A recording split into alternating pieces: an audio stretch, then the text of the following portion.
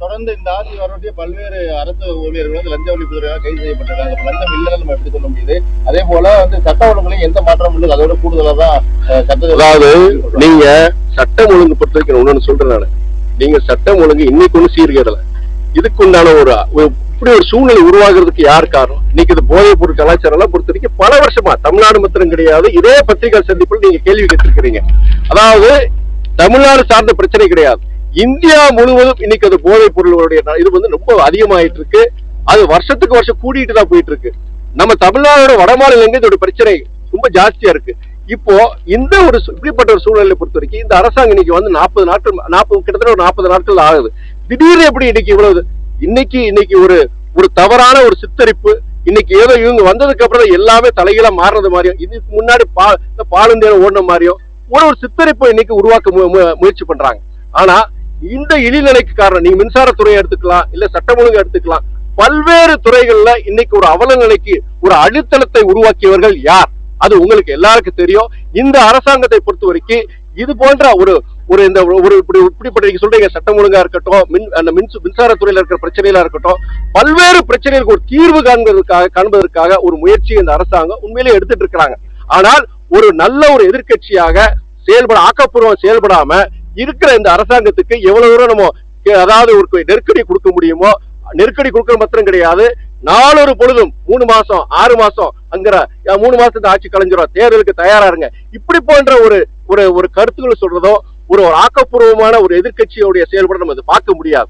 உங்களை மக்கள் தீர்ப்பு கொடுத்துட்டாங்க, 5 வருஷத்துக்கு இது பண்ணுங்க, ஒரு நல்ல ஒரு எதிர்கட்சியை செயல்படுங்க, அதுக்கப்புறம் மக்களுடைய மனது மாறும். ஆனா இன்னைக்கு ஜனங்க சந்தோஷமா இருக்கிறாங்க, அவங்க மாற்றங்களை பாக்குறாங்க.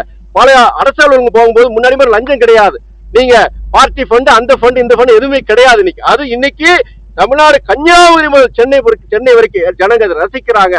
அவங்க உண்மையிலேயே ஒரு மாற்றத்தை ரசிக்கிறாங்க, அவங்க வரவேற்கிறாங்க. இப்படிப்பட்ட சூழ்நிலை, இப்படிப்பட்ட ஒரு அரசாங்கத்துக்கு ஆக்கப்பூர்வமான எதிர்கட்சியா செயல்படும். அதை விட்டுட்டு ஒரு நாள் கூட அவங்க சகிச்சுக்க முடியல அவங்களால. அவங்க இப்படி ஒரு மாற்றம் எதிர்பார்க்கல, அதிர்ச்சியில் இருக்கா, அந்த அதிர்ச்சியில மீளவே முடியல அவங்களால. இன்னைக்கு 6-7 தொகுதிக்கு இடைத்தேர்தல் வரதா இருக்கு. எத்தனை தொகுதி வரப்போகுதுன்னு தெரியல.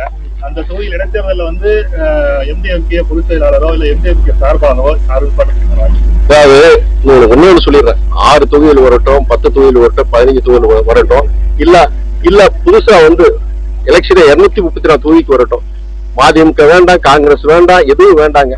இந்த அரசாங்கம் லஞ்சம் லாவண்யம் இல்லாத ஒரு அரசாங்கமா இன்னைக்கு அவங்க சொல்றபடி செய்யறாங்க இல்லையா? இந்த பணி, இந்த சிறப்பான இது, நீங்க ஒரு வெளிப்படையான ஒரு அரசாங்கம், ஒரு லஞ்ச லாவண்யம் இல்லாத ஒரு அரசாங்கத்தை அவங்க நடத்துறாங்கன்னா 234 தொகுதி எந்த வித கூட்டணி இயக்கங்கள் இல்லாம இந்த சகோதரர் விஜய் வெற்றி பெறுவார் இந்த நேரத்தில் சொல்றேன். பேசும்போது அரசியல் ஒரு சாக்கடைன்னு சொல்லிட்டீங்க சார், இதுல எந்த அரசியல், அதாவது விஜயோட அரசியல் அப்படிதான் இருக்குதா? அந்த சாக்கடையெல்லாம் மாற்றுறதுக்காண்டிதான் நாம ஒரு மாற்றம் வந்திருக்கேங்கிற நாங்க எல்லாரும் சந்தோஷப்படுறோம். நான் சொல்றது எங்க ஜனங்க எல்லாருமே அரசியலுக்கு அப்பாற்பட்டு, ஒரு மதிமுக உறுப்பினருக்கு அப்பாற்பட்டு, நீங்க ஒரு பத்திரிகை நிருபர், அரசியல் எவ்வளவு கெட்டு போயிருக்கு உங்களுக்கு தெரியும். உங்களுக்கு ஜனங்களை ஏன் பணம் வாங்கினாங்க இத்தனை வருஷம்? ஏன் ராவண ஆண்டான ராம ஆண்டான நமக்கு ஒரே இதேதான் நடக்க போகுது. ஆட்சிகள் மாறினாலும் காட்சிகள் மாறுவதில்லைங்கிறது அது எல்லாரும் ஜனங்களுக்கு தான் போச்சு. அதனால இன்னைக்கு ஒரு ரூபா வாங்க வேண்டிய ஒரு சூழ்நிலை வந்தது. இன்னைக்கு ஒரு மாறுதல் ஜனங்க கிட்ட ஒரு எதிர்பார்ப்பு இருக்கு, ஒரு நம்பிக்கை ஏற்பட்டிருக்கு. அதன் அடிப்படையில் இன்னைக்கு சகோதரர் விஜய் வெற்றி பெற வச்சிருக்கிறாங்க. எனக்கு என்னன்னா அரசியலுக்கு அப்பாற்பட்டு நான் சொல்றேன், இந்த நிலைமை தொடரணும், இந்த மாற்றம் தொடர வேண்டும். இந்த மாற்றத்துக்கு உண்டான அந்த அடித்தளத்தை அவங்க விஜய் ஏற்படுத்தணும். அவரு இந்த நம்பிக்கையை பொறுத்தவரைக்கும் எல்லாம் இன்னைக்கு அவருக்கு 35 விழுக்காடு வாக்கு போட்டிருக்கிறாங்க. நான் என்ன சொல்றேன்னா, இனி ஒரு 6 மாசம் நீங்க இந்த லஞ்ச லாபம் இல்லாம ஒரு வெளிப்படையான ஆட்சியை கொடுத்தீங்கன்னா 35 கிடையாது 60% வெற்றி பெற்று எந்த கூட்டணியும் கூட தேவையில்லைங்க உங்களுக்கு சொல்றேன். இன்னைக்கு அதுக்கு உரிய விளக்கம் அவர் அமைச்சரே கொடுத்திருக்கிறாரு. நீங்க பத்திரிகையில நீங்க அவங்ககிட்ட கேளுங்க. நீங்க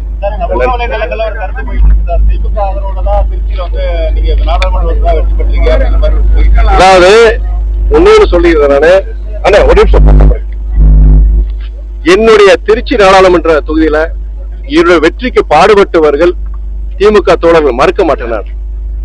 என்னுடைய வெற்றிக்கு நல்லா அரும்பாடுபட்டாங்க. நான் இன்னைக்கு அவங்க உழைப்புக்கு, என்னுடைய அந்த வெற்றி பெறுவதற்கு நான் முயற்சிக்கு நான் நன்றி தெரிவிச்சுக்கிறேன். நான் மறக்கவே மாட்டேன். நான் இன்னைக்கு நான் தொடர்புல தான் இருக்கிறேன். நான் அரசியலை கடந்து திமுக தோழர்கள் பல பேர் பாக்குறேன். நான் நல்ல மக்கள் நலன்ல ஒரு இதா இருந்து செயல்படுறவங்க பாக்குறேன். அதே நேரத்துல என் வெற்றி முழுக்க முழுக்க திமுக அதையும் சொல்லிட முடியாது. என்னுடைய நம்ம கூட்டணி, எங்க கூட்டணியில அன்னைக்கு காங்கிரஸ் இயக்கம் இருந்தது, பொது உடைமை இயக்கங்கள் இருந்தது, விசிகே இருந்தது, பல்வேறு இயக்கங்கள். அந்த தோழர்களும் என்ன வெற்றிக்கு பாடுபட்டாங்க. உன்னோட அதுக்கு அப்பாற்பட்டு என்னன்னா என்னை பொறுத்த வரைக்கும் இந்த பையன் படிச்சிருக்கிறான், கொஞ்சம் இந்த பையனை பொறுத்த வரைக்கும் வைக்கோடைய மகன், எங்க தலைவருக்குன்னு ஒரு பேர் இருக்கு. அதனால கூடுதல் நீங்க கடந்த நான் வெற்றி பெறதுக்கு முன்னாடி கடந்த சட்டமன்ற தேர்தல்ல என்னென்ன அந்தந்த 6 தொகுதியிலையும் திமுக எவ்வளவு வாக்குகள் வாங்கினது, நான் நிற்கும் போது எவ்வளவு வாக்குகள், அதெல்லாம் கம்பேரிசன் எடுத்து போட்டு பாருங்க.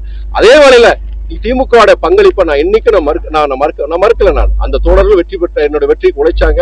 என்னைக்கு நான் அவங்களுக்கு நான் நன்றி கடமைப்பட்டிருக்கிறேன். ஆனால் இன்னைக்கு நான் கூட்டிலிருந்து வெளியே வந்திருக்கோம். அதே வேளையில நான் என்னுடைய அரசியலுக்கு அப்பாற்பட்டு என்னுடைய செயல்பாடுகளுக்கு வந்து திமுக தோழர்கள் மத்தியிலையும் இன்னைக்கு பேசதான் என்கிட்ட பேசுற நீ தொடர்பு தான் இருக்கிறாங்க. எனக்கு என்ன இந்த ஒரு பிரிவு பொறுத்த வரைக்கும் நான் அதான் சொல்றேன் இல்லையா, திமுக எல்லா கட்சியும் நல்லவங்களும் இருக்காங்க, கெட்டவங்களும் இருக்காங்க, கருப்பாடுகள் எல்லா இடத்துலயும் இருக்கு. அந்த தோழர்கள் பொறுத்த என்னைக்கு நான் நன்றி மறக்க மாட்டேன். நான்